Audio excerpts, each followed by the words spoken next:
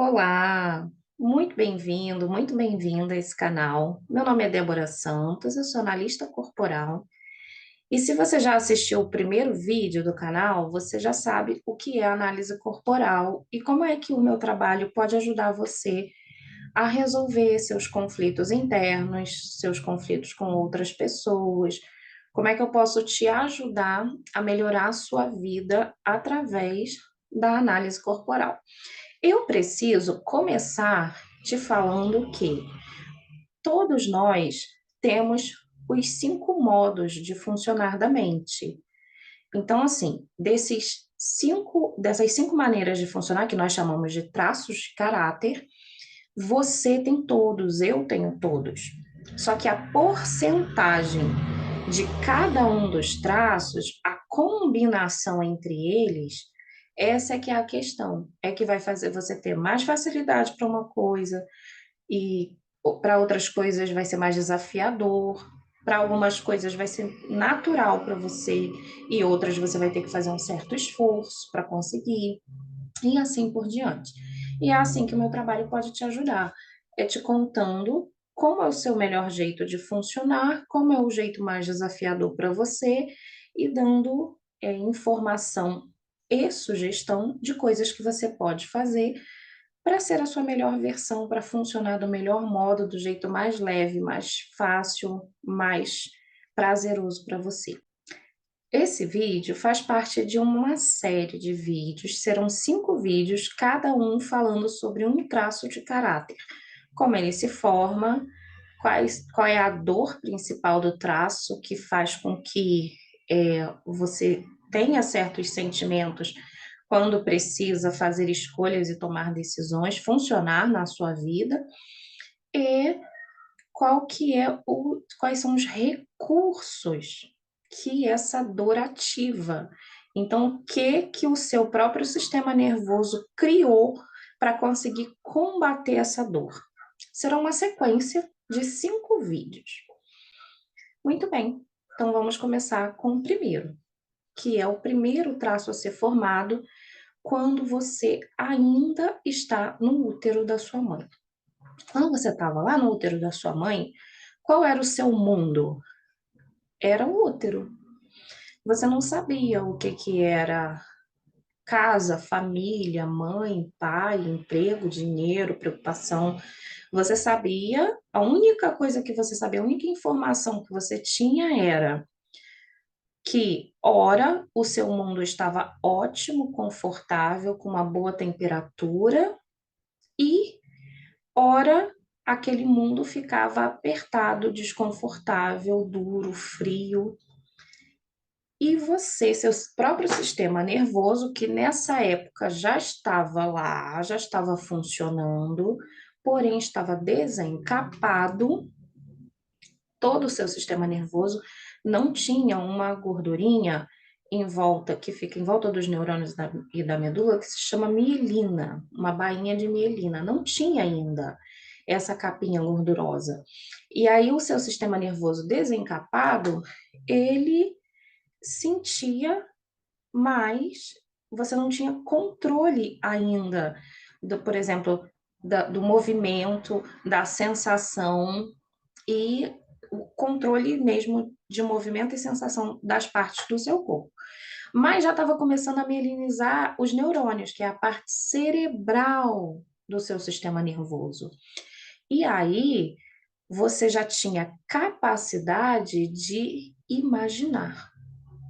Você não tinha ainda a capacidade de falar, de se locomover, de bater lá na parede do útero e dizer: opa, o que está acontecendo aí? Aqui está ruim para mim. Não, mas você já tinha a capacidade de imaginar. E aí que surgiu o seu recurso para lidar com aquela situação desconfortável. Mas vamos lá, vamos começar do começo. Por que ficou desconfortável para você? Porque sua mãe também tem um sistema nervoso. E qual que é o papel principal do sistema nervoso? É a preservação da nossa vida. Então, quando a sua mãe lembrava que estava grávida, ou seja, suponha, você se mexeu e era involuntário nessa época, tá? O movimento eram tipo choquinhos, né? Espasmos musculares que você batia na parede do útero e a sua mãe, ao perceber que estava grávida, vinha nela uma preocupação. Não importa o motivo. Pode ser que ela estivesse passando por uma dificuldade financeira, ou que ela já tinha muitos filhos, não tinha planejado você.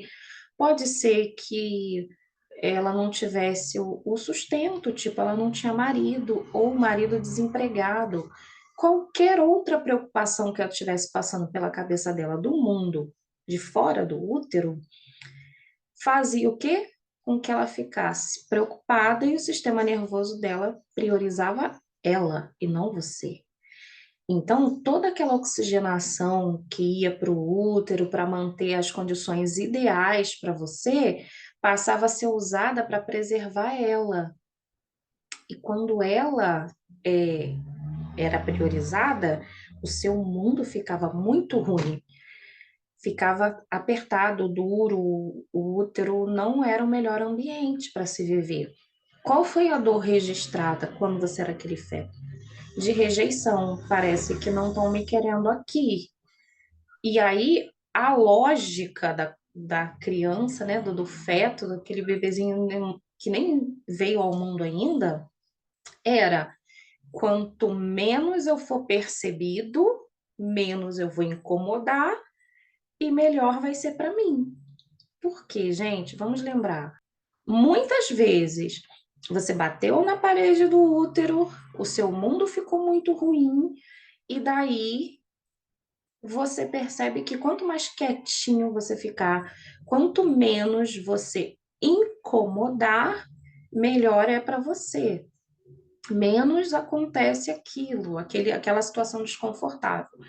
Então, essa criança, quando nascer, se ela passou por isso muitas vezes, se ela sentiu essa dor da rejeição, que, abrindo parênteses, não que a mãe tenha rejeitado, não quer dizer que a mãe não quer esse filho, quer dizer só que ele se sentiu rejeitado pelo fato de, coincidentemente, todas as vezes que ele batia na parede do útero, aquele útero ficava um ambiente muito ruim para ele. E cada vez que ele passava desapercebido, estava tudo bem. Então, ele quer passar desapercebido para o resto da vida. Se ele tiver muita porcentagem desse traço, vai ser aquela criança quietinha, que brinca sozinha, que prefere o videogame no quarto fechado do que o pátio com outras crianças. Vai ser uma criança meio isolada, meio quietinha na dela, uma criança que não gosta de abraçar e beijar, nem os pais, nem muito menos a visita. É uma criança que, se você falar para ele assim, filho, eu te amo, ele vai olhar e vai falar assim, ok, mamãe, tá bom, tá, já entendi. E é alguém que extremamente racional. Mas só que lembra, lá no útero, quando ele se sentia rejeitado, ele podia recorrer à imaginação. Então, vai ser também uma criança extremamente criativa, com uma imaginação, sabe? Lembra do mundo da lua? Então, se você tem menos de 30 anos, você não vai saber do que eu estou falando, né? Você tem que ter aí uns 30 e poucos anos para mais para saber um programa O Mundo da Lua, uma criança muito criativa que tinha problemas em casa, então ele entrava no quarto dele e fosse qual fosse o problema familiar que ele estivesse enfrentando, ele meio que fugia para o mundo da lua, ele imaginava situações onde aqueles problemas não existiam. E é assim que a pessoa desse primeiro traço, que se chama esquizoide, faz. A pessoa desse traço esquizoide significa que ela é 100% esquizoide? Não. Nesse momento, ela só experienciou essa dor e desenvolveu só esse recurso. Mas ao longo da vida, depois que a mielinização do sistema nervoso terminar, ou seja, todo o sistema nervoso já tiver a bainha de mielina, aí a situação é diferente, porque a pessoa vai ser uma combinação dos 5 traços de caráter. E aí que entra o nosso segundo traço, que vai ficar para o próximo vídeo, porque eu estou dividindo essa série em vídeos mais curtos para não ficar muito grande, tá bom? Obrigada pela sua atenção aqui e, por favor, se inscreva e ative o sino das notificações desse canal para eu saber que esse conteúdo é interessante para você, tá bom? Até a próxima!